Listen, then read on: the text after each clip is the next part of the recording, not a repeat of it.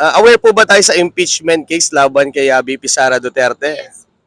Oo. So sa Article 2 kasi nung impeachment trial ni VP Sara ay questionable itong 612.5 million na di umano ay ibinigay dito sa mga tao na si Mary Grace Piato, si Jay Camote at Limang Dodong. Ito po ang naging basihan kaya po nagkaroon ng impeachment case laban kay VP Sara. Ano po masasabi mo rito?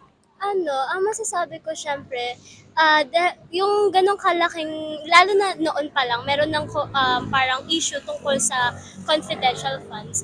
Para sa akin, dapat ngayon, mas malaman na ng tao yung tungkol dito sa mga pinagkakagastusan ng, nung pera, ganong kalaking pera. Lalo na, itong funds din naman na to is galing din sa ating mga Pilipino, di ba? So, pinaghirapan yun ng tao, pero parang hindi nararamdaman ng karamihan sa atin. So, para sa akin, yung ganito kalaking pera, dapat talaga na pinapaalam kung saan ito pinagkakagastusan kasi bukod sa may karapatan tayo bilang Pilipino is part sila ng public service eh.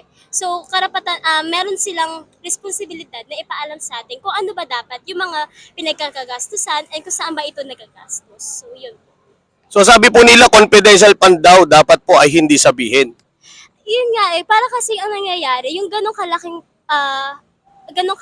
amount is questionable na eh. So, hindi natin pwedeng sabihin na, lalo na ngayon, ang daming kailangan pagtuunan ng pansin sa Pilipinas.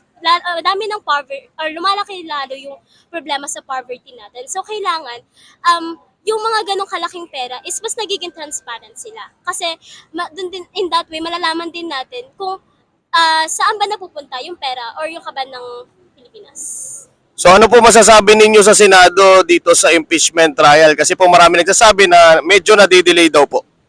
Ayun, feeling ko din, ito din yung parang nagiging dahilan and parang mas naghahanap lang sila ng way para mas ma-delay.